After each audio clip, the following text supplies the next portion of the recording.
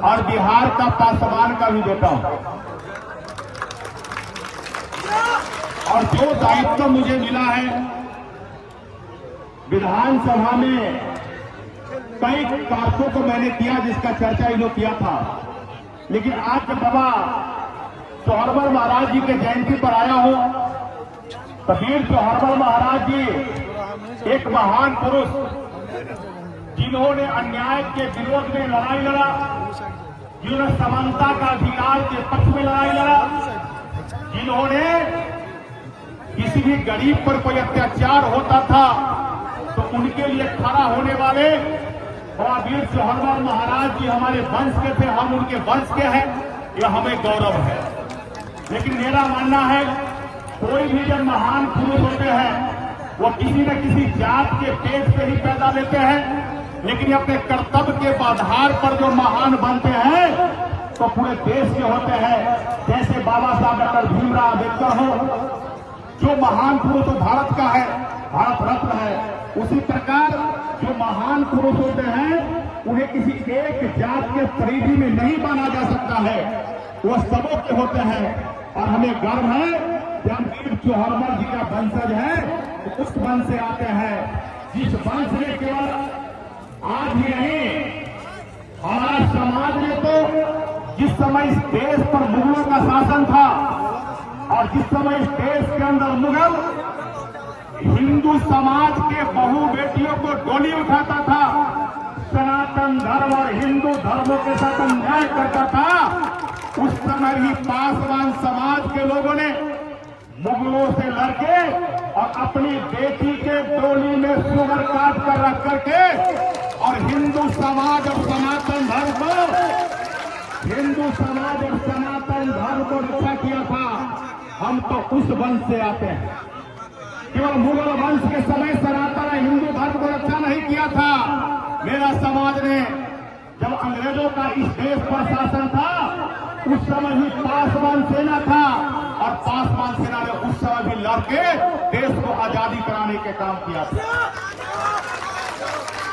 और मेरा मानना है पासवान समाज मार्शल कौम है, याद रखना।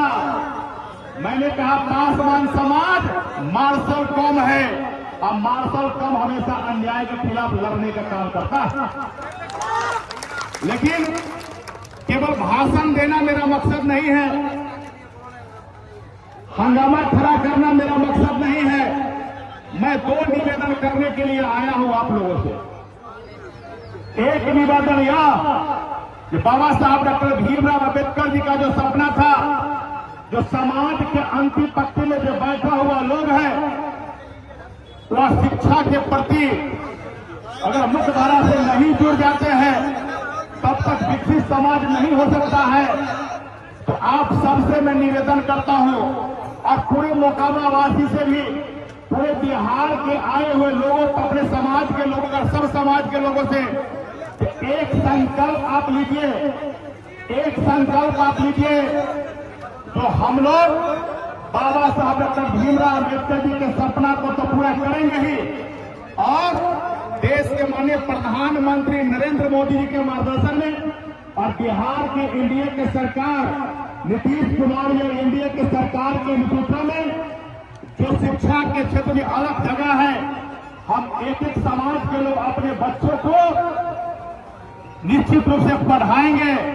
यह एक संकल्प दिलाने के लिए मैं आया हूं। एक हाथ उठाकर सब लोग संकल्प लीजिए कि सब लोग अपने बच्चों को पढ़ाना है और बाबा साहब डॉक्टर भीमराव अम्बेडकर जी को सपना पूरा करके विकसित समाज को मुख्य सेवा में, मुख्य धारा में जोड़ना है।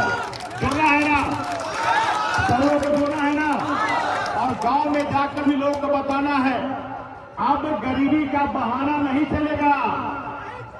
गरीबी के बहाना हुआ था, आप गरीबी के बहाना लाकर अपने बच्चों के साथ, अपने परिवार के साथ, अपने समाज के साथ अन्याय नहीं कर सकते हो। एक गरीबी हम लोगों ने देखा है, किताब में पढ़कर गरीबी के भाषण देने में नहीं आया हो, याद रखना। ओरिजिनल पासवान हो, पासवान हो। गरीबी हमारे रग रग में है। मैंने उस गरीबों को देखा हो, गरीबों को झेला हो, इसलिए निवेदन करने के लिए आया हूं आपसे। एक गरीबी हमने वहां देखा है, हमारी बड़ी संख्या में मां बहन भी बैठे हुए हैं वहां। आज से 30 साल पहले हमारी माता बहन के पास में एक ही साड़ी हुआ करती थी और एक साड़ी पहनकर पूजा करती थी। बेटा ब्याह के साथ, बेटा क्या बेटी के शादी में वही साड़ी पहन के धोती में रखकर पेटी में रखती थी और वही साड़ी पहनकर जब बाप भाई आता था तो वही साड़ी पहनकर दिखलाती थी। उतनी गरीबी था। लेकिन आज गरीबी नहीं है। आज दिन देखकर लोग साड़ी बदलता है। आज समय कोई नहीं कह सकता है कि हम एक दिन नहीं कमाएंगे तो अपने परिवार और बच्चों के साथ भूखा सो जाएंगे, कोई नहीं कह सकता है। ऐसा है क्या? गरीबी है क्या? कोई भूखा सोता है क्या? नहीं सोता है। तो निश्चित रूप से अपने बच्चों को पढ़ाइए लिखाइए और बाबा साहब डॉक्टर भीमराव अम्बेडकर जी के सपना, देश के माननीय प्रधानमंत्री नरेंद्र मोदी जी का संकल्प, एनडीए के सरकार का संकल्प को पूरा कीजिए और अपने बच्चों के पढ़ाई लिखाई के मुख्यधारा में जोड़िए। और खास कमेटी